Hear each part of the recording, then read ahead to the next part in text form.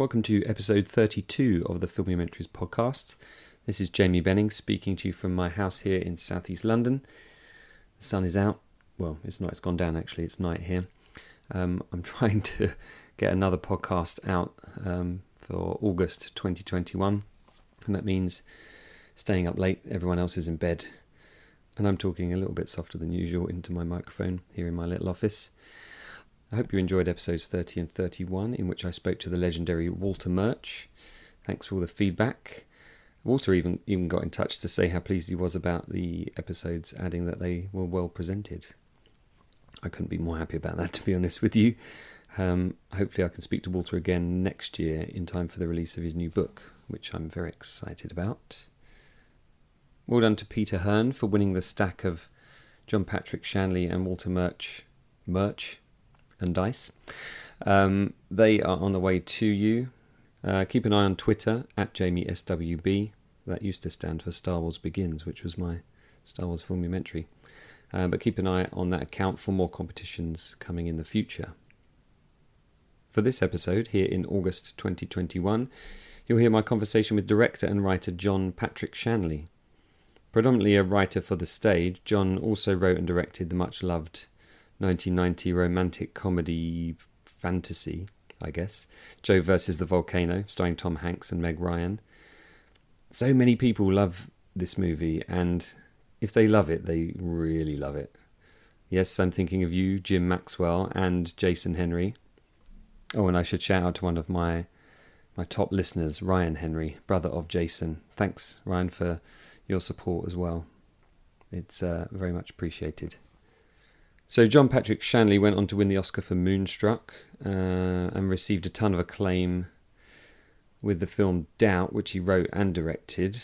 If any of these films are new to you, by the way, do check them out, either before or after you listen to the podcast. It doesn't really matter, but do watch them. You can consider it your homework for this week, for this episode. So here's my conversation with John Patrick Shanley, and I'll be back at the end for a bit more jabbering on. Oh, and one more thing. A big thank you to Jim Maxwell, former guest on the podcast and friend now, for putting me in touch with John Patrick Shanley. As I often do, I often ask my guests, who do you think might be worth getting on the podcast? And John was a friend of Jim's, and Jim kindly put me in touch. And within moments, I got an email from John saying, yeah, let's do it.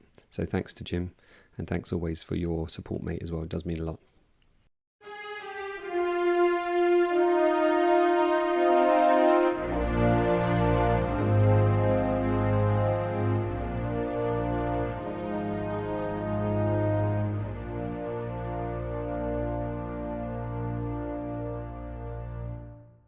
John, I'm always fascinated by creatively gifted people and the beginning of their imaginative lives. When did you first become aware that you had a creative mind and that it wasn't perhaps typical of those around you? Well, I think the fact of it came well before the realization of it. So I was writing from the time that I was 10 years old. And before that, when I was 5, I was thrown out of school for intense daydreaming. So I basically have been doing this right along. And then after I've been writing for several, I would say 3 years, maybe I was 13, I started to say that I was a poet. And from then on, my identity became more and more fixed as a writer, and to this very day. And did you always see the kind of line that you wanted to take? You said you started out and you called yourself a poet. Did you then feel like the next step was writing and maybe then into theatre and then into film? Or was it just something that kind of happened along the way? I had no sense of future whatsoever. So I was doing what I was doing because that's what I did. And I am still doing what I do because that's what I do.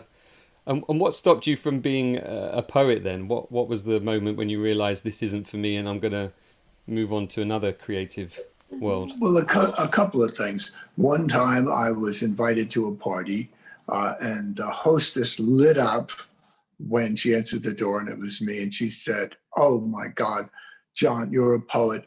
There's a poet here. I can't wait to introduce you." And she took me through this fabulous party and one fantastic person after another to the one miserable son of a bitch in the far corner. And that's when I was like, I don't want to be that guy. I don't want to hang out with that guy. I'm at the show. That was one kind of thing. The other and bigger reason is that I never gave up poetry. I simply found the proper forum so that people would be able to sit back in their chairs and listen to language for a significant period of time, which they're much less prone to do when you call it poetry and more prone to do when you call it a play. I've often talked to my guests about mentors in their life, mentors being a big, important part of people in the creative industries. Did you have a mentor or mentors that you look to and still think of to this day? I have people that were influential in some way. Probably the first one was a guy in the private school that I went to in New Hampshire when I was 15, and he was a serial child abuser. He never abused me, but a lot of people around me, which I did not know at the time, but I found out later. And that creates a very interesting moral universe to live in, because it's sort of like getting a scholarship from Hitler. And people say, how about that Adolf Hitler? And you say, well, I don't know. He was always good to me.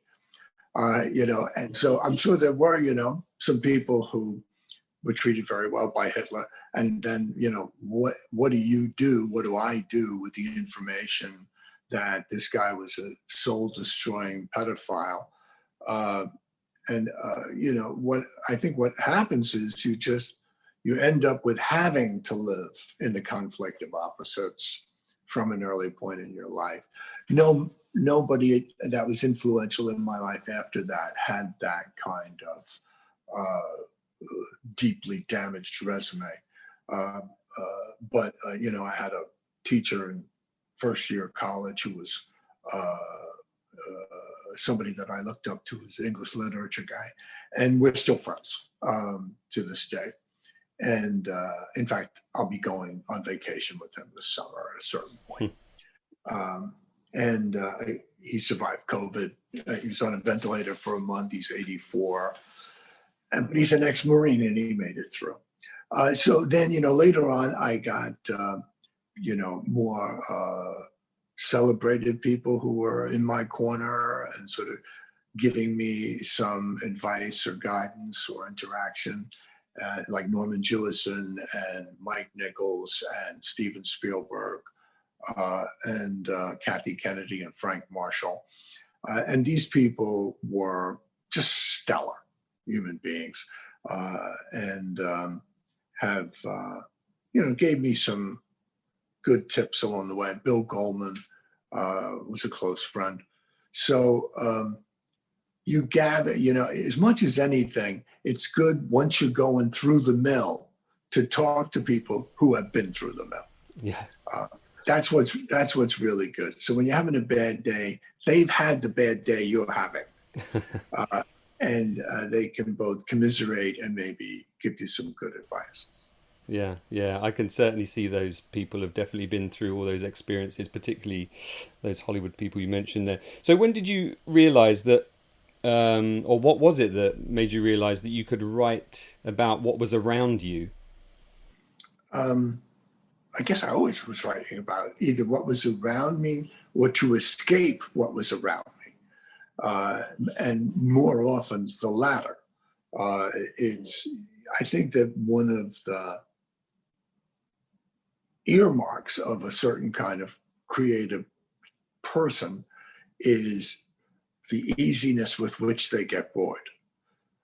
And that boredom, I encounter boredom as aggression. That if somebody's boring me, I believe they are doing that to me, and that it's a hostile act that must be countered in some way.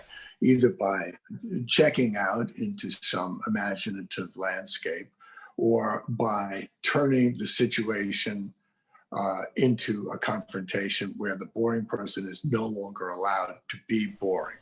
And that can be done by just confronting them about the emptiness of their life.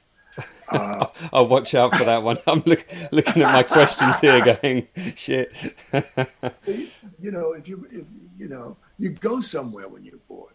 That's sort of the nature. Boredom is a door and a route that, it's an arrow pointing like you must walk away from this towards something else because you're not getting anything from this. And it's a search for sustenance in the desert. So I should be grateful to all the people who bored me, but I'm not. Yeah, I'm very aware that my kids need to be bored for their minds to open up. Dad, can I have the iPad in the car for the 5-hour journey? No, you can't. I want you to look out the window and I want you to dream, because that's where imagination and ideas come from. Absolutely. Wow, you're like a nightmare dad. Oh, yeah, I am. Oh, don't get me wrong. Sometimes I say, okay. You had success in the theatre pretty young, John, and what kind of pressure does that put on you, and how does it continue to drive you for projects that are ahead? Because they could well be a failure, that your next thing could well be a failure. How did that feel? Well, most of the time you fail. I guess, I did a play at a small black theater in New York called the Urban Arts Corps, which was run by Vinette Carroll, who was a big deal black director on Broadway. Did Arms Too Short, To Box with God, and Don't Bother Me, I Can't Cope. And she basically stood alone. There was nobody, I can't think of anybody else, a black woman who had those kind of credentials. But she had a little theater called the Urban Arts Corps. And I wrote a play about my time in the Marine Corps called Saturday Night at the War. And it had an interracial cast, and they produced it. And people thought I was a black playwright. The audience, that audience was truly integrated, and which I found thrilling. And they were used to talking back and being demonstrative as an audience. And I sorely missed that for the following 10 years when I wasn't working in a black theater.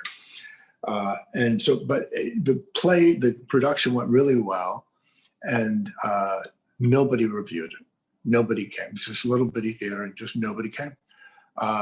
Audiences came, but not critics. And I got one review. It was good. It was in some paper that existed for 1 year or something, and that was it. And that, which I didn't know, was going to be my last good play and/or production for 10 years.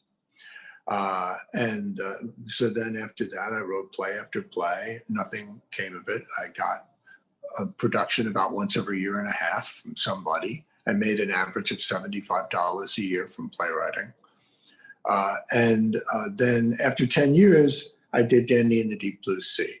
And that made a big splash. But it was a commercial run, and as a commercial run, it failed. It was like only around for like 2 months, and I made a total of $5,000.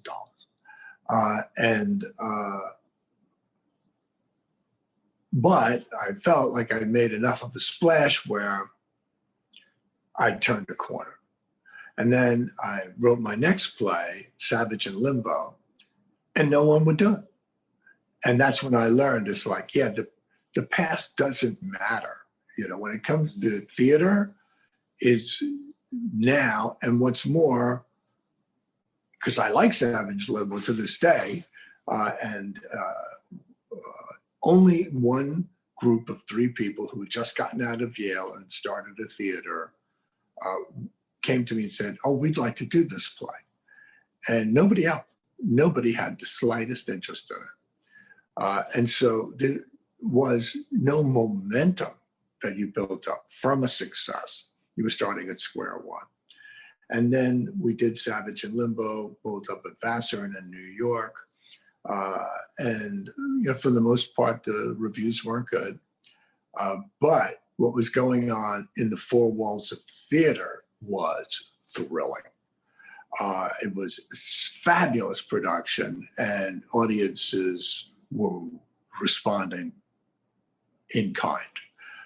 And I knew from then, I'm like, well, I'm gonna be able to do this. I don't care what they're writing or not writing about it. I'm gonna be able to do this.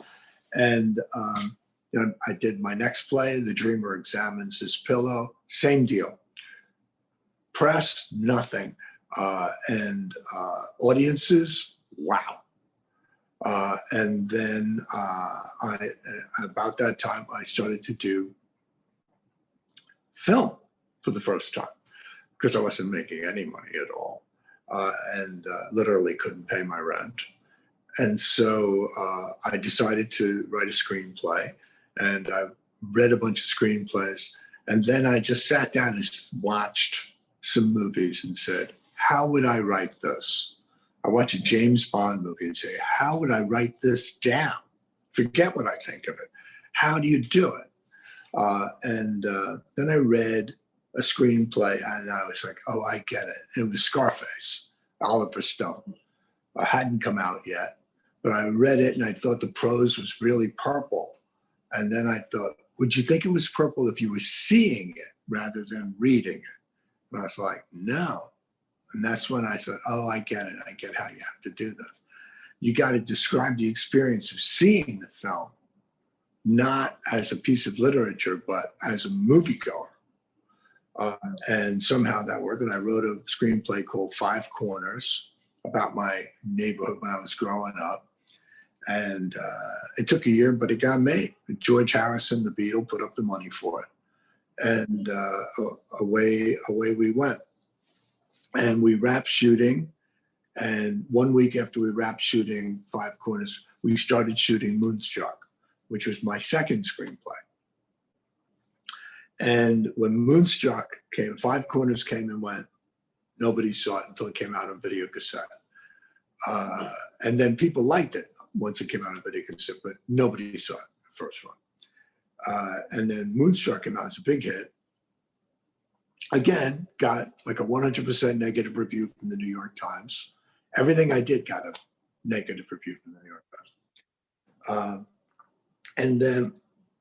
And the basis of the criticism was that this is not what Italian American people are really like.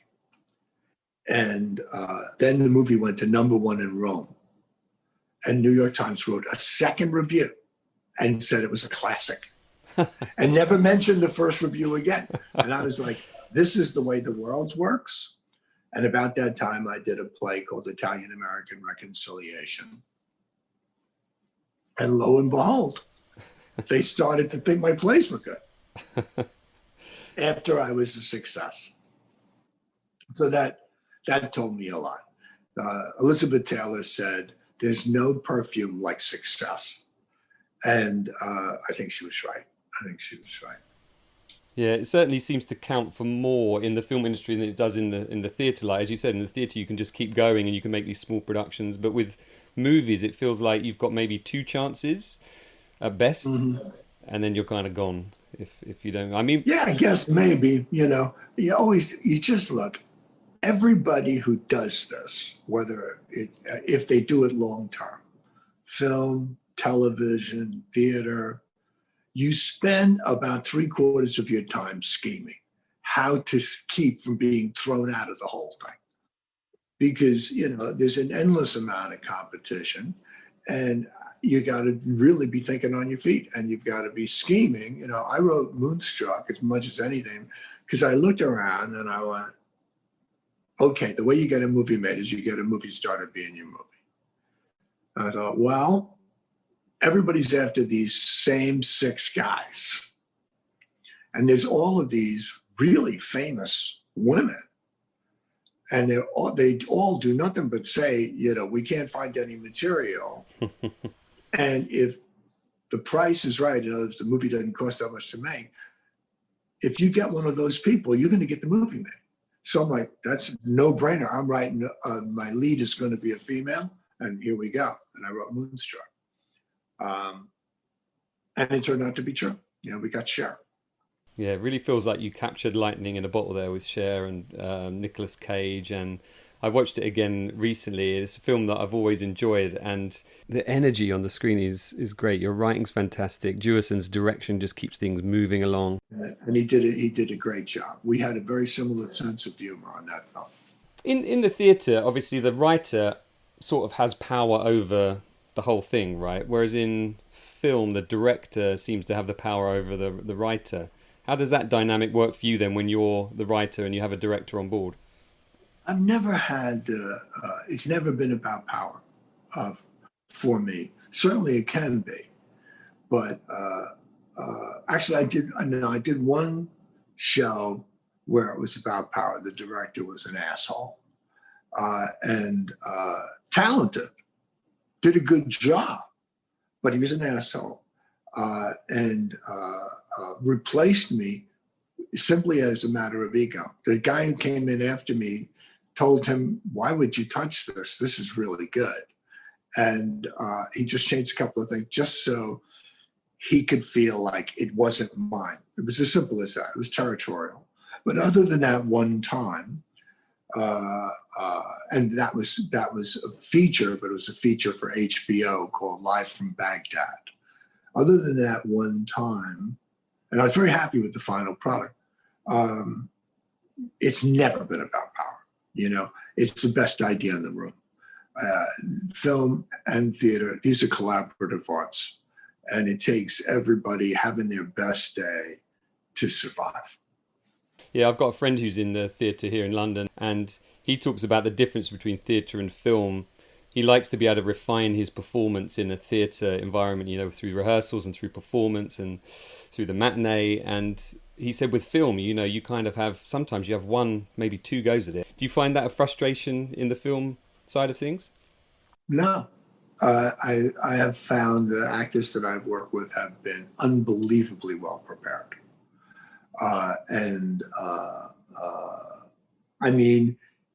terms of, my last film I did, Wild Mountain Thyme, I would have liked to have given Chris Walken more time with a dialect coach than we had. But other than that, he was incredibly well prepared. All of the actors were Jamie Dornan and Emily Blunt, John Hamm. They come in, it's like hiring gunslingers. They come in and you're like, blow the eye out of this guy's sign, and they'll be like, boom, and they do it, Yeah. So they work very hard behind the scenes. It's very different than theater. In theater, actors sometimes show up like, so what play are we doing? They have no, they come, some American actors especially, they come like, yeah, so, okay, so, and they're like they never saw the script in their lives. And that's not a universal, like Cherry Jones showed up, full-blown performance day one of rehearsal. She had the character, she had the whole thing going on. But it's more often than not the other way, where they come in and it's like they're disoriented. Like, is this the right address? And in film, you just never see that. This is it, man. They are going for it. They know they got a very brief window to get it right. And there's no way they're going to be ill prepared on the day. Mm. Do you, your creativity, you talked about how you kind of analysed what a screenplay is and how to do a screenplay. So you clearly have that sort of analytical mind as well. But how do you get into your kind of creative mode? I spoke to a guy recently who designs a lot of the opening sequences for movies, Dan Perry. He did Taxi Driver, he did Warriors, he did Star Wars. And he says that his ideas become fully formed and he has to scramble to write them down. Otherwise they're gone. How do you invite your ideas in?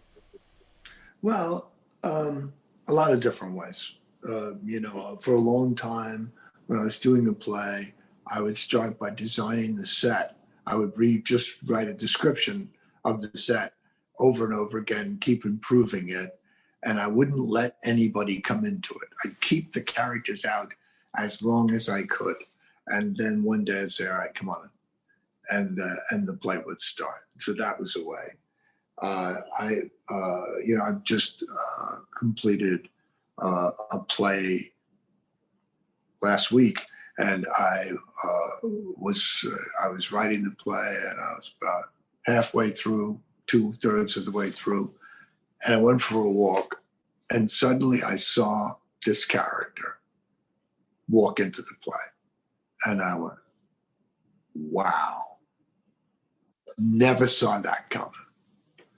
And which thrilled me because, and I'm like, it makes sense that this person would show up, but I never dreamed of it. And then it came into my head, and I knew that the audience would have that experience too, that they would go like, oh shit, oh yeah, that does make sense, but never saw that coming. And when I did Doubt, I wouldn't write the play. I kept them, I'm going to write a play about these nuns. First, I just had the title. I'm like, I want to write a play called Doubt. And the guy I said it to said, what's it about? And I said, that's all I got. I just know I want to write that play.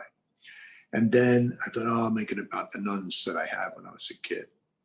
And I thought, okay, and then it'll be a thing about the priest, and suspicions about the priest. Well, I still wouldn't start the play. And then I saw the Black mother walk in, and I'm like, now it's a play. And then and only then would I write it. So in different ways, it's sort of creating an environment, sometimes a significant piece of the story, and then the element that I never suspected showing up, or the element that I did suspect finally showing up. So in other words, when I do the set, it's that I let the characters come in. When I do it from the point of view of telling the story in a kind of non-event way, and then finding the event that pulls it all together, takes it to another level. If I find that, that's a thrilling moment for me. I bet. And it sounds like, in a sense, you have to always have a foot in the world of the audience member. You have to kind of be surprised by your ideas, as an audience member would. As you said, as that character walks in, they're going to go, oh shit. You have to have a foot in that camp. I was surprised. Yeah, I was writing it, and I was surprised. So, that's when you really hit on something. And that's a great feeling. You've said before, I think in one interview I heard you say about film and theatre cross-pollinating each other. Mm-hmm. I can kind of see how theatre pollinates film, but how does it work in the other direction? How does film pollinate back into theatre, do you think? Well, I mean, for me, it's, two very different ways of thinking with something underneath that's the same. So, the thinking primarily visually when you're in film can help you to come up with a couple of visual things when you go back into the theater.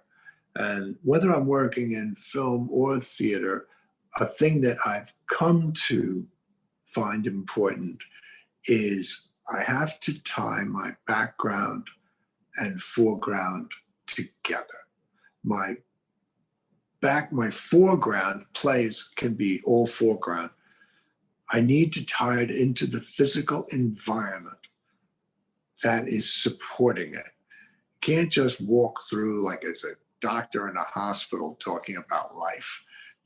He's got to perform the duties of the quotidian task of being in a hospital, and that brings a level of realism to it, both for the actor and for the audience, that takes it to another level. In film, you're shooting on a minimum 3 planes. There's the space in between you and the actor, there's the actor, and then there's the environment behind the actor. And at its best, you're using all of them. And so, very often in film, you'll see like the actor's talking and he walks basically behind a potted plant. And you're like, Why do you walk behind a potted plant? You actually don't think that. You like it because that's more the experience. You don't get unleavened by breaks in perception, another human being. You sort of pick them up, catch as catch can, in their environment as you can manage it. The recreation of that experience on film, if you're Tony Scott and you just like smoking up the set as much as you can to create something between the figure and the camera. There was an era of cinematography where all of the cameramen flashed their film. They exposed the film to a low level of light before they shot because that gave them some distance from the material. When you see like soap opera, very often there's a level of realism that interferes with your ability to experience the story with the suspension of disbelief in place. You need a little feeling of once upon a time, that it isn't quite here, it isn't quite now, that you're getting to go somewhere. And of course, the other thing about film is that you have to ask yourself the question, as an audience member, you go like, well, what am I curious about? What don't I get to see in my life walking around? Because I said, well, do you get to see gangsters shooting up houses? It's like, no, not usually. Do you get to see other people having sex? No, not usually. You get, do you get to see the secret crimes of people? No, not usually. Or it could be as simple as I saw a trailer one time. I was in a movie theater a million years ago, and this trailer came on. I'm like living in New York City, right? And it's out in the American West in like the 19th century. And it's just a lot of nature going on, a lot of space. And it was this movie, Dances with Wolves. And I'm like, I want to see that. And it was simple as, I live in the city. I want to get out of here for a couple hours. And that, you have to, kind of ask yourself those kinds of questions about what do I want in an unselfish way, I mean, right now, man, everybody's having escape fantasies, but they don't know where to go, even in their dreams, to escape the ever deepening sense of crisis that the world is offering us at the moment. It will be, and movies, of course, have responded by like everything is completely off the charts, has nothing to do with the world as it is. So, everybody's like a superhero and have origin stories, and they like do multiple tent poles about, some fantastical character because it's unbearable to just be trapped here on Earth right now for so many people. I was thinking, in your films, there's sometimes they can get criticized because they've got this melodramatic kind of people, you have large characters. I can think of Moonstruck. There's a lot of character, there's a lot of power behind those performances. And I think some people say, well, that's not real, I don't believe in that. But I also think that, as you just said, film offers us some escapism, and also there are people in the world like that, and I think they can be celebrated too, right? I think that there's a lot of people in the world like that. I think people are in denial about their true natures, and I'm certainly like that. I've never in any of these characters where I didn't feel like I was that character, or at least for the length of time it took me to write it. And I've felt trapped. I've felt exhilarated. I've felt in love to the point where I would destroy myself to achieve a moment of happiness in that far-flung fantasy of perfect happiness with another human being. I've been to the opera in every sense of the word. And the opera comes from somewhere. This is a life and death struggle being alive. The stakes are that high all the time. You never, and you walk along and you're like, well, I'm kind of an ordinary guy, or it's kind of a boring life, or whatever. It's like you are walking on a razor blade over flames. And you occasionally convince yourself it is not so, because it's too upsetting to realize what your life actually is. And then, you get a call from a doctor who says, we got the results of your test and I think you need to come in. And suddenly all that complacency evaporates, replaced by a very different kind of person who you contain. Just take somebody who's like standing by the ledge of a tall building and it loses their balance for a minute, and see the change that comes over their face when they realize, well, this could be it. Suddenly they're very awake and everything's very important. Sticking with Moonstruck, because that's the film that's in my mind, talking about these larger than life characters that are as large as life in many ways. I love your Oscar acceptance speech. I watched it again on YouTube. What was that moment like, walking up onto stage and being greeted by Gregory Peck and Audrey Hepburn, wasn't it? Yeah. Well, I was in the second to last category of the night. So I'd never been at the Oscars before, obviously. I just started in the movie business. And sat there, but they send a limousine for you. And everybody's going to the Oscars, or a lot of people are going to the Oscars. And so you just get in a kind of endless funeral train where you sit in a limousine that moves incredibly slowly for like 2 hours or 3 hours until you finally get to the place where the Oscars are being out. And then you get out and you go in and you do a couple of interviews on your way in or whatever. And then you sit in your chair, and I sat for 3 more hours and until your category comes up. And so you don't really have much to do beyond worry. Am I going to win or am I going to lose? And I settled on, my question really was, what do I think is going to happen? Because I know myself well enough to know that I fool myself. I don't know how I actually feel about something until it happens. And so when my name was called, I was astonished. And I realized that I had 100% prepared to lose. And so suddenly, everything was different than it had been for the previous 6 hours or more, or my whole life. And so I started to walk up towards the stage. And as I walked, I just had this growing sense of out of body and incredulity.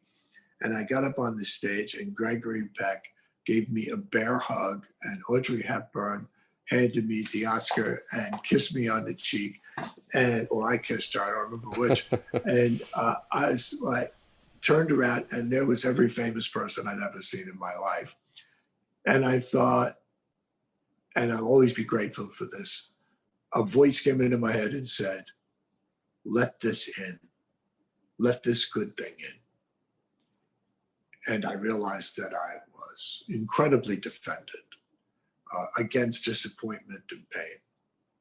And that now at last I had come to a brief moment when I didn't need to protect myself. And I'll always be grateful that I remembered in time to put down my sword and my shield and let that good thing in. And I did. And I was tremendously happy and really enjoyed winning the Oscar. And I've always been grateful for that, because it's very quick, and you can blow it. You can say these wooden things and be kind of checked out and, oh, well, I'm very grateful, and you miss it. And then the rest of your life, you're going to know that. I've seen people do it many times when I've watched the Oscar. And I'm just very fortunate that it didn't happen to me. That's wonderful that you're able to, as you say, let that in. I'm going to add the clip of what you said at this point in the podcast so people can hear it as well. And the winner is John Patrick Shanley for Moonstruck.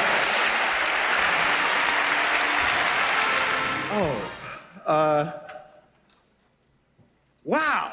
I don't care, man. I don't care if we're supposed to be cool. This is incredible. Thank you. I'd like to thank everybody who ever punched or kissed me in my life. And everybody who I ever punched or kissed. I'd like to thank Norman Jewison especially, because I would not be here if it was not for that man.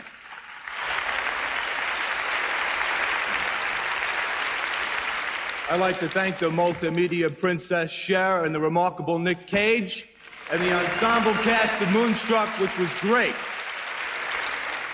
I'd like to thank my agent, Janine Edmonds. I'd like to thank my wife, Jane, for the love that she gives me. And I'd like to thank Patrick Palmer for producing the picture and Bonnie Paliff for associate producing the picture. I'm sure I'd like to thank a lot of other people, but I'm going home and die now. And so did that let new things in for you? Because the next thing in terms of film would have been Joe versus the Volcano, an Amblin production. You're there with Kathleen Kennedy, Frank Marshall, Steven Spielberg, like the big shining lights in that part of cinema. How was that experience? And were they supportive? They were incredibly supportive, endlessly supportive. And, you know, Steven and I talked all the time. And every time he mentioned a movie, which he did constantly, if I said I hadn't seen it, I had seen practically nothing, he would send it over to my hotel and I'd watch it. And then I'd come in and I'd talk to him about it. And so, because I had no interest in directing. I had never particularly thought about it. Now, I'm going to direct this movie with typhoons and exploding volcanoes. It's kind of a crazy situation. I'm a mug from the Bronx who's like from this little neighborhood where I was, raised to be a union guy, or a cop or a fireman or whatever. And, finding myself suddenly out on the Pacific Ocean on a yacht with a camera crew, or with hundreds of extras running down to the water with outrigger canoes. And I'm like, how did I get here? What is, So it was a surreal experience. And I was in a terrible struggle with Warner Brothers for at least half a year, where they wanted me to be making a different movie that I was making. I was making a very untypical Warner Brothers movie. And they were, sort of known for comedies, light comedies, and/or like Lethal Weapon kind of stuff, and very good at it. And I was doing this thing that had, I had one scene that had like a almost 2-minute long uncut master with no coverage, and they all went crazy. I mean, that was just almost provocation on my part. But I got the movie made, and I got the movie made the way that I wanted to, and I took an incredible amount of shit for it. And then over time, people started to like it. Yeah. It's funny. I mentioned on Twitter and on a previous episode of my podcast, that I was interviewing you, and immediately people are sending me quotes from the movie, telling them that the moon scene changed the way they looked at the world. There was another one here. Somebody said, somebody called Afterglow 2046 on Twitter said, the Ozzie Davis scene in Joe versus Volcano goes through my mind at least once a month. It's just so perfect. That line, it's taken me my whole life to figure out who I am and I'm tired now, is perfect. If I was to ask John a question, do you believe you found out who you are yet? That is an interesting question.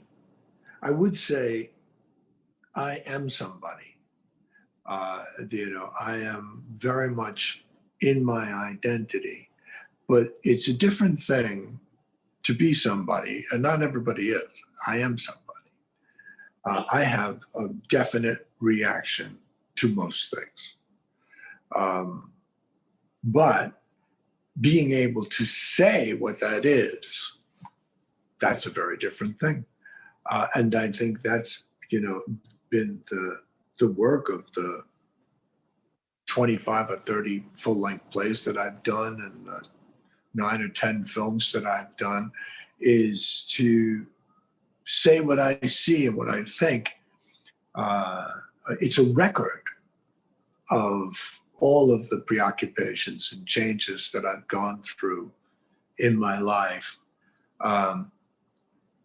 Though, well, I went to a reunion a number of years ago, maybe like 15 years ago. And it was a reunion at this private school I went to in New Hampshire. And the school was only in existence for about 12 years altogether. And since I left that school, I hadn't seen any of those people again. I spent 2 years living with them on top of a mountain, so it was intense. And then I never saw any of them again until this reunion, which was like 35 years later. And I went, and all these events and stuff. And then a friend of mine from the old days was driving me back to my room, and he pulled the car over to the side of the road, and he slammed his hands down on the steering wheel, and he said, "Everybody's exactly the same." And I said, "Yeah, I know what you mean." I said, in many cases, that seems to be pretty much the truth. Right. Obviously, in my case, I've been through a lot of stuff that I didn't expect to go through, and I've gone through like a million changes and had it, to me, a very shocking life over and over again. And he listened, and then he said, "You're exactly the same as when you were 15. No changes of any kind." So there's a parallel tracks of people, and on one track, we are exactly the same as the person we were born. And on the other is everything that happened to us and all of the turns in the road that we took by choice or not. And I knew he was right. I knew that on some, which I didn't know until he said it. But when he said it, I'm like, yeah, I've always been this way. Whatever this is, I've always been this way. That's a great answer to that question. I'm sure my listener will be very happy with that one. I was going to say about Joe versus Volcano and Moonstruck. They both remind us that we can look at the world as a magical place. In many ways, Wild Mountain Thyme is the same. It can, we are allowed to do that, and I think people get very cynical about it. Why is that important to you in your storytelling, reminding people and maybe yourself that the world can be magical? Well, I mean, do you want to have fun? Do you want, or do you, there's like a million ways to have fun. There's, for instance, the sort of French attitude, which I have a lot of fun encountering, which is life is shit. And, it's like, they shrug, a great deal of shrugging, and life is shit. And then that's where the conversation starts. Yeah. And then it goes wherever it goes, because I adore the French culture. I just love encounters with the French. There's something so unpredictable for me as an American about their demeanor and their sensibility that it constantly wakes me up. And so anything that sort of wakes me up anew and pulls me out of my assumption complex makes life more magical and interesting to me. So to your point, I find significance in everything.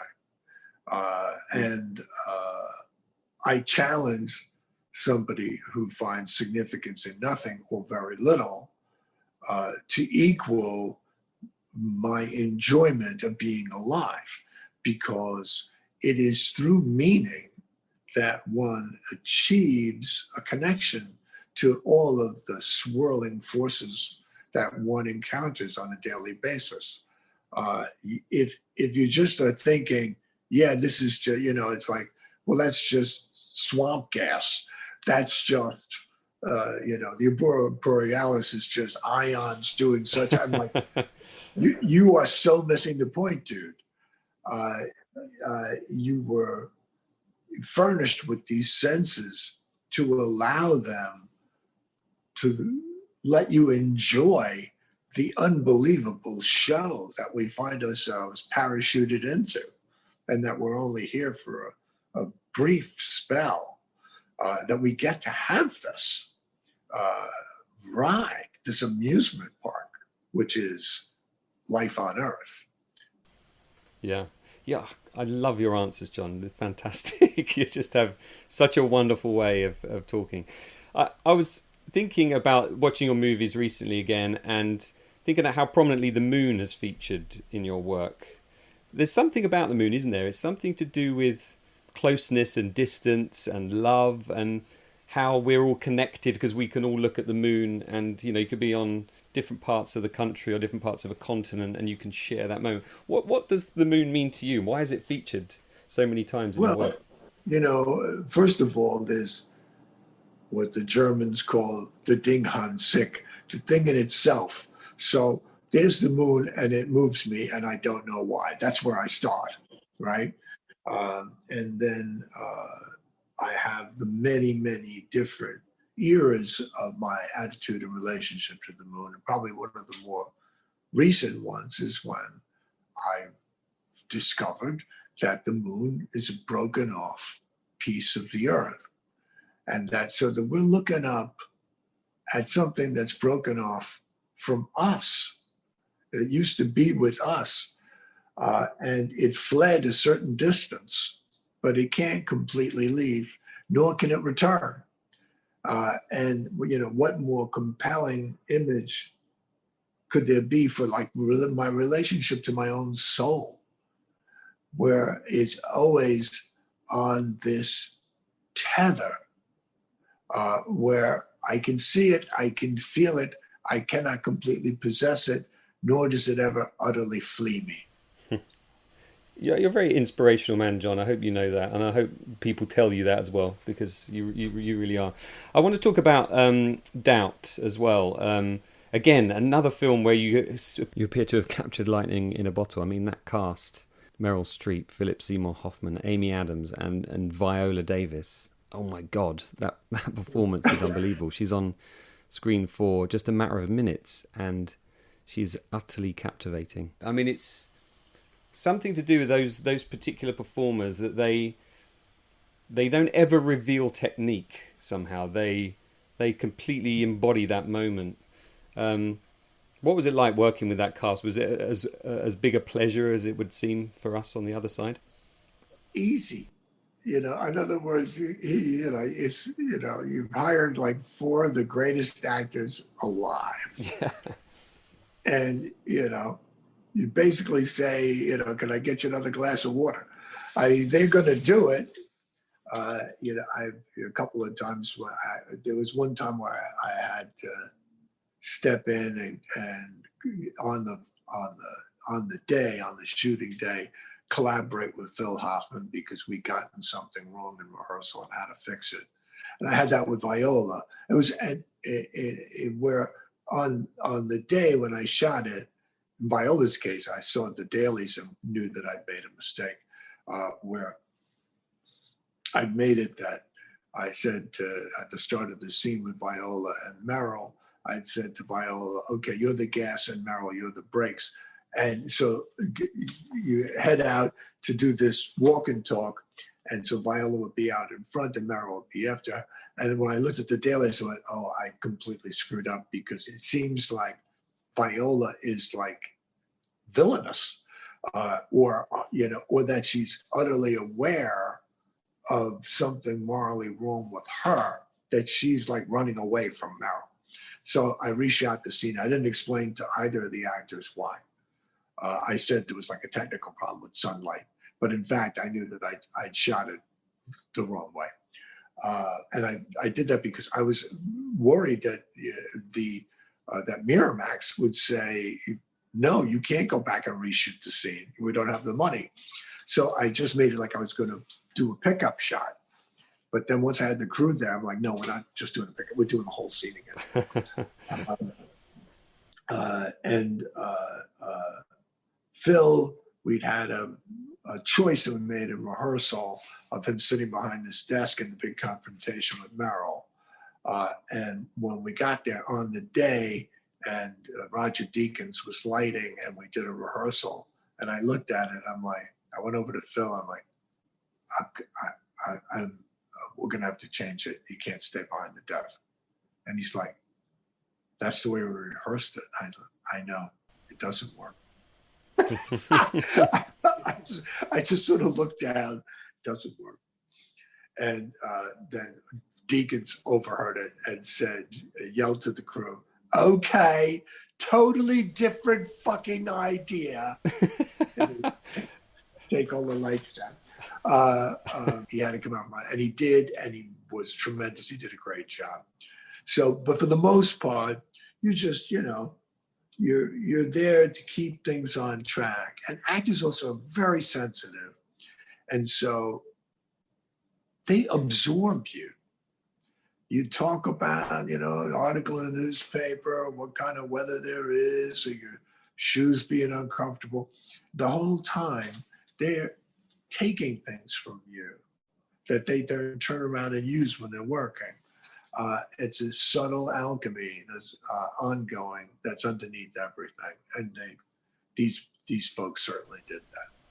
Yeah, in spades. I mean, great that you identified that moment, those moments where you knew it was not quite right and you had the chance to tweak it. Yeah. I think you said it yourself about Doubt, where, it's a pretty bold move to make a film where there's no cars, there's no shooting, there's no kissing, there's, minimum number of characters. Obviously, it was a play that you'd written before this, but how difficult was it to find the balance in the writing, in both the theatre and in the film, to make sure that we all came out with different ideas? Because we all do. Everybody does when you watch that movie or watch that play. It was the most difficult screenplay I've ever written, bar none. I had to come up with a different kind of solution to make it work properly. And that was, I had to micro manage the physical world that they were inhabiting so that there were motivated camera moves 2 or 3 times a page. And I had to go, so I do it on an analytical level. In addition to, creating scenes like the nuns getting up in the morning in their gowns in the hallway, and the eating scene where the nuns are eating in funereal silence, drinking milk while the priests are boisterously drinking and smoking and eating red bloody meat. So you try to come up with stuff like that. But for the biggest job was not those scenes. It was the scenes where they aren't just in a room talking. And it's like, how do I keep that camera moving, not arbitrarily? And finding those tiny events of the light bulb blowing out, or the blinds having to be closed, or the blinds having to be opened, or the telephone ringing, or the intercom going off, or a knock on the door, to keep the ballet alive. Yeah, I think that's done so effectively. And in the same way that I said the actors in that movie never reveal their technique, your direction never reveals its technique. You have that thing with the blind and when she opens the blind and the lights on his face. You don't see it in a kind of, there's nothing clunky about it. It feels completely natural, but it motivates as well, motivates the characters as well. The other thing I like about that movie, and I really like that movie, is that there's no nostalgia about the setting. The setting is the setting, and we buy it. We don't. I mean, I've been to the Bronx, I've been to Brooklyn, I've been all around New York, but I don't know what it was like back then. But I didn't feel at any point that, oh yeah, look, they've removed a lamppost there and they've put a car there, an old car there. I just buy it. How do you go about making an environment effective in that way? I understand, actually, didn't you have to make it look like autumn as well? Yeah, we had to do a bit of that. That's not the hard part. But I'm from that neighborhood in the Bronx where it was set, so I've had encyclopedic knowledge of, I remember having a costume parade with Ann Roth, and I said, those shoes are wrong on the boys. They all have to say that, to have the same color shoes was a regulation. And she didn't know that. How would she know that? But those little things, like Gene O'Neill would call them the poetry of the real. That is very hard. It's very hard to beat. It's funny though, I had people see the movie who went to that school and wrote to me, called me, and saying that the principal's office looked exactly like the principal's office. And the truth is that it didn't look anything like the actual principal's office.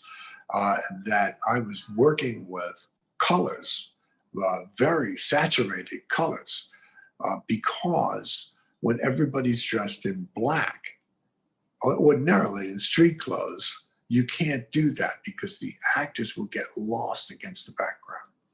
But because the actors were dressed in black, I could put like a really rich green in the principal's office, which makes a black costume pop forward, and a Virgin Mary blue background in another scene with the two nuns. And again, that same effect is going on. But the reason that they said it looks exactly like it did, is because the color is emotional. And that was how I felt in a color. And something in them recognized that, I think. And then the exteriors actually are the church school. I shot the actual, the church wouldn't let us get any closer than, 15 feet or something, but they would allow us to shoot the school. And we had the kids outside and we sort of cheated them 15 feet away from the wall of to accommodate the parameters. But it's interesting and fun to really try to honor something on a realistic level and an artistic level at the same time. Yeah, I think, again, very effectively executed. You worked with Roger Deakins, you mentioned on that. How did that collaboration come about there? Roger, being a very very wanted individual for his skills. Was that something that came easily? Well, it was Scott Rudin. Scott Rudin produced the film, and he's the one who got Roger Deakins. He had him on, I think, The Reader in Germany, and they had a delay, and Deakins was going crazy because he's a workaholic. And so he'd do anything to get out of Germany.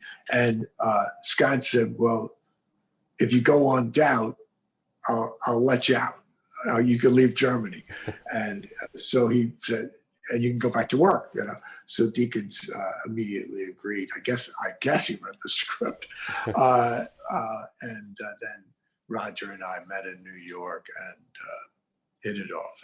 And he's not garrulous, but he's a hell of a hard worker, really fast and deeply artistic. Good guy. Yeah, I've been listening to his podcast that he does with his other half. It's been quite entertaining. Those Dutch angles that you chose in the film, they can be controversial sometimes, Dutch angles. I work in live TV myself, and I'm an editor in live TV and a director. And some people love them, some people hate them. I think maybe people hate them because of the way it makes them feel, but then you obviously chose that for that reason. Yeah, it is an emotional thing. It has an effect on you. I think the only people that would have an issue with the few Dutch angles that I had in the film are people who have big opinions about film, period. In other words, they're not people who are actually just watching the movie. They're people who are watching and dismantling as it goes. And I would say those people were looking for something to quarrel with. And they found something this big, a little thing that they, Dutch angles are, it's not the third man. It's not a major factor in the film, but it does help to create a sense of psychological build as the film goes on. Yeah, there's something quite unsettling about it, isn't there? Something is happening in the mind of the characters and maybe something's happening in the future.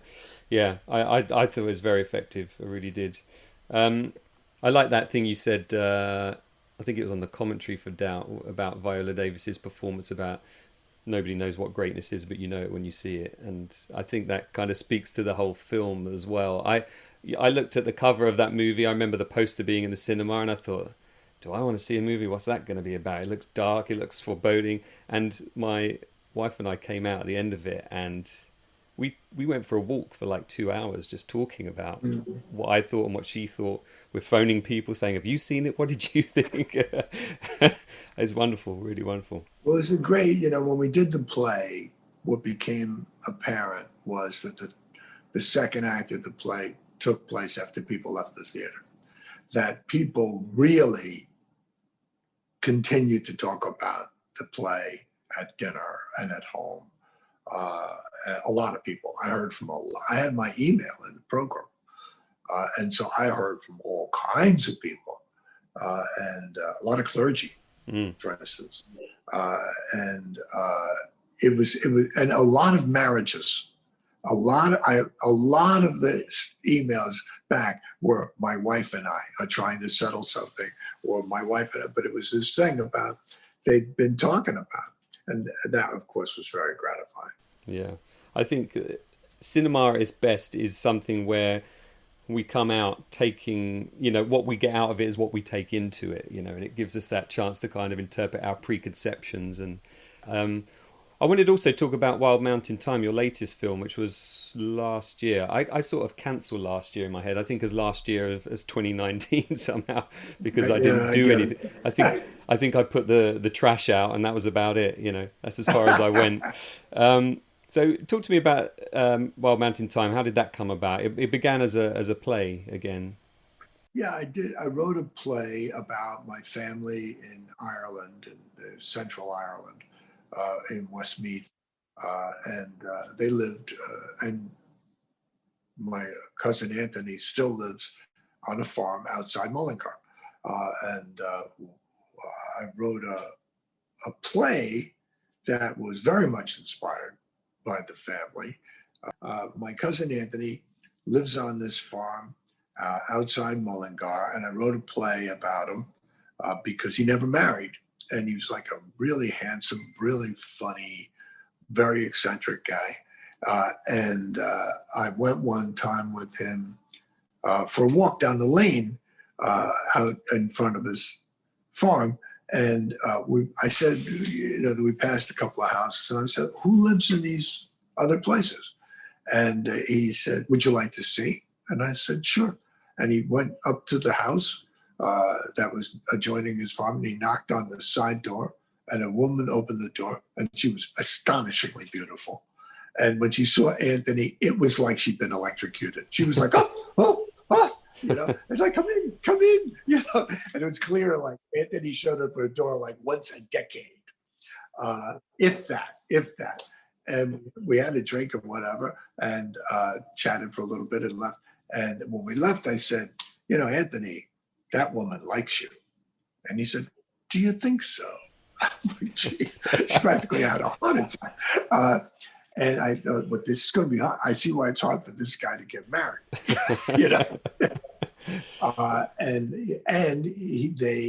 my family's farm had 2 gates that separated it from the road that were 20 feet apart. And I was like, why? That seems odd. You have to open 2 gates, drive through, close 2 every single time you enter them. And they would change the subject. They wouldn't tell me. And so that was also a provocation. So I ended up writing the play, and we did it on Broadway with Manhattan Theater Club, and it went very well. I did with Brian F. O'Byrne and Deborah Messing, and got nominated for a Tony and did good business and all of that stuff. And so my old friend of mine, Leslie Odang, who produced Savage in Limbo and Dreamer Examines His Pillow a million years before, resurfaced and said, I'd like to do this as a film. And it was through her dogged efforts that the financing for the film was finally put together, because nobody was financing movies like this. Small stories about, families and things like that simply weren't doing But we still needed, stars. And then we got Emily Blunt and Jamie Dornan and Chris Walken and John Hamm, and the whole thing came together, and off we went to Ireland and shot the film on location. Was that shot? When was that shot? Was it pre-pandemic then? Yeah. It was shot. We wrapped in November, and the pandemic hit in the following March. One thing I wanted to ask you about your process as a director, and I'm aware that we're kind of an hour and 10 in here, so I'll maybe make this the last thing. I've spoken to a few editors recently. I've spoken to Paul Hirsch, who worked with Brian De Palma and George Lucas, and worked on many films. And I met Walter Murch last night, who of course worked on Apocalypse Now, and fantastic talent. He was talking about how some directors, that he's there editing and the director's here, just there looking over his shoulder. And other directors say, "I'm not coming in the editing room. That's your job," and they hand it over. How do you interact with your editors? I would prefer to be the handed over guy and go on my merry way. I remember I saw the first assembly of Doubt that was edited by Dylan Titchener, and I wanted to kill myself. Of course, all directors want to kill themselves after they see the assembly of their film. And I said, okay, cut out this scene, and this scene in their entirety. And he looked astonished and said, and then jubilant and said, okay, major surgery. I love it.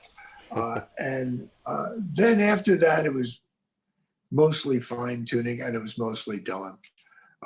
He was just, really good feel for the material and cut it really well. And with Wild Mountain Thyme, I had to be in the editing room a lot more.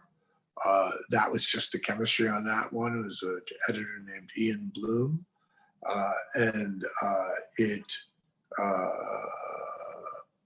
It just took a lot of work. And at a certain point, I brought in the producers and say, look, you take a whack at this, because we're still a ways away from where we need to be. And they did, and they turned out, because they had, wanted to, and I wouldn't let them. And then they did, and I looked at the result and I said, this is significantly better. So I was happy about that. I don't really care where the good news comes from, as long as there's good news. So each one's different, Joe versus the Volcano, when we did that, they actually still did it with a razor blade and Scotch tape. I mean, you'd say, make this moment, they'll cut it like 5 seconds earlier, and they say, okay, come back in 20 minutes. They couldn't do, now they just be like that. And then, no, it was minimum 20 minutes. Yeah, I asked Walter Murch last night if he kind of still gets nostalgic for the days when he'd made a splice, it was a definite thing, and it really couldn't be undone easily, as opposed to having 20 versions on your Avid timeline. And he said both situations are a pain in the arse ultimately. Yeah. So that's true. and you can't change it. So yeah, everything's horrible. You're sounding French now. Everything everything can go wrong, no matter how you do it. Look, when I wrote in longhand for a long time. Then I taught myself to write on a typewriter. And then I had to teach myself on a computer. And the switch from typing to computer is a big one. And because it's so easy to change things. And now that works really well for me. But at first, it was scarier, because that shit's just gone. It just disappeared.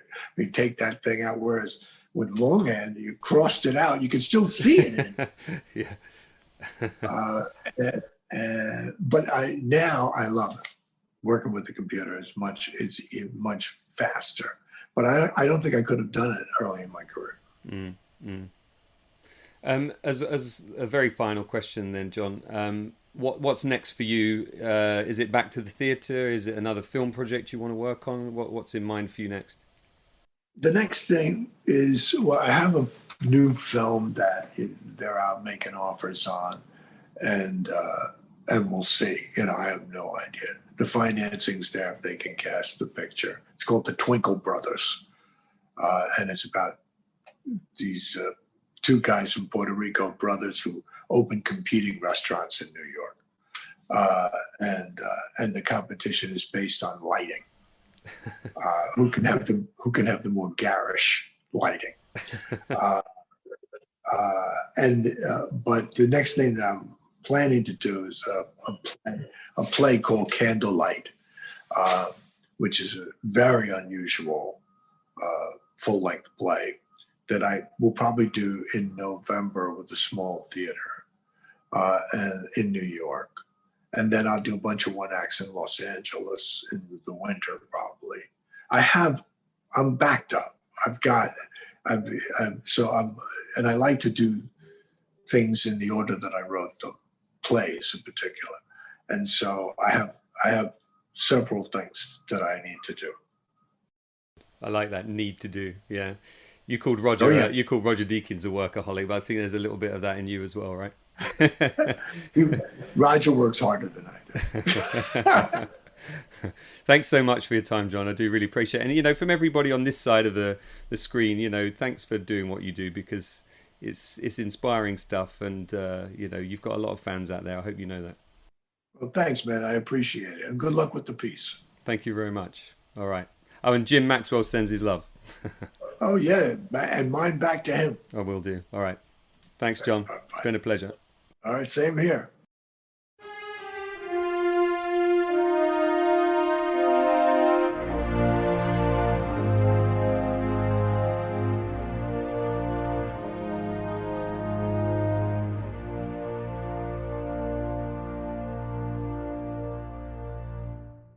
I hope you enjoyed my conversation with director and writer John Patrick Shanley there. Thanks to John for giving his time and for his wonderfully articulate answers. I really did enjoy that chat.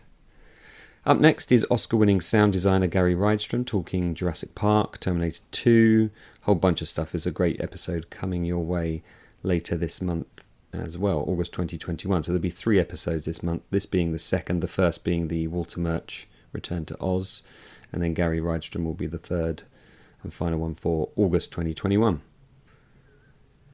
Just this week, following a prompt from a friend, I decided to see if I could get Phil Tippett, legendary animator, to come on the podcast. Now, I thought about getting Phil on before, but I kind of wanted to get to a point where I'd had some high enough profile guests so that he would see that, he wasn't wasting his time ultimately. And there does seem to be a bit of momentum now behind the podcast, so people are looking at who's been on, and I have to say I've had a pretty cool list of guests, really. I mean, I can't complain at all. Every one of them has been fantastic. But I think now, having got that 30 odd episodes under my belt, people are looking and going, okay, yeah, this seems legitimate. So I always think of multiple ways that I can approach people. But given that Phil Tippett has a new film out soon, I thought I'd just try and get in touch with him via Twitter. And after a couple of likes and retweets from you good folks, I got a direct message from Phil, or Phil's team, asking for my contact details, saying, we'll see what the team can set up. So I really hope that comes off. Watch this space, as they say. I've also been put in touch with the brilliant Alice Lowe, thanks to a colleague and big fan of the podcast, John Lyons. He's a fantastic sound designer who works with me at Formula One. And he's really enthusiastic about the podcast. I always get great feedback from John. I really do appreciate that. And yeah, he knows Alice. Alice Lowe, if you don't already know that name, she's an actor, writer, director. If you've seen Ben Wheatley's Sightseers, if you've seen Prevenge, if you've seen Garth Marenghi a few years back on TV here in the UK, if you haven't, just go and bloody see them because they're brilliant. We've had a short chat over email. And after a bit of a busy period, she's very keen to come on the podcast. She even said, your podcast looks great, right up my street. So hopefully I can fix a date with Alice soon. Other upcoming guests include Gabriel Hardman, comic and storyboard artist, editor Colin Goody. Colin edited Rogue One. He's also got a whole bunch of projects that he's done since then that we're going to talk about as well. We're chatting just this next week. And I've also got Jurassic Park animator Randy Dutra coming on. Lots more irons in the fire too. Joe Johnston is due to get back to me soon about fixing a date. Documentary maker Asif Kapadia, who made the fantastic Senna and Amy and the Diego Maradona documentaries, is keen, but he's busy right now. Gareth Edwards has said yes as well, director of Monsters, Godzilla, and of course Rogue One, but he's on a big project at the moment, so he said maybe in about a year and a half, but he's up for it as well. I'm also trying to get Ivor Powell back on around November time to talk about the release of his new movie, Finch, formerly known as BIOS, a script that he co-wrote, which has been bought by Apple and premieres on, I think, the 5th of November. The first photo, that is, was released to the public online yesterday, 13th of August 2021. So check that out as well. I'm really looking forward to seeing that, having read the script some time ago. Thanks as always for the continued support. I've lost a few patrons on patreon.com this month. I'm not sure why. I understand that people have had a tough year or two. So I don't begrudge you at all, and I appreciate the support you have given. But if you, listening now, do enjoy my work, and you know it is work, please do consider spending the price of a couple of coffees to help me produce a whole year's worth of film podcast goodness. Your support is very welcome, it's very appreciated, and it really does mean that I can focus more of my time and resources on this and, you know, make it bigger and better. Thanks for joining me, and I hope you can do so again for the next episode of the Filmumentaries podcast.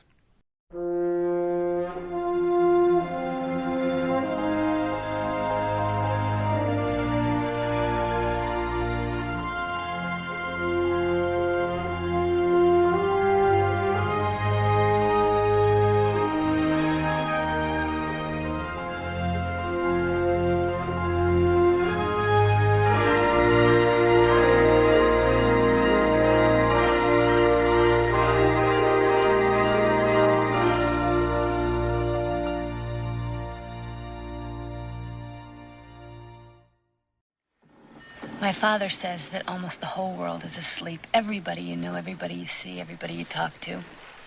He says that only a few people are awake, and they live in a state of constant, total amazement.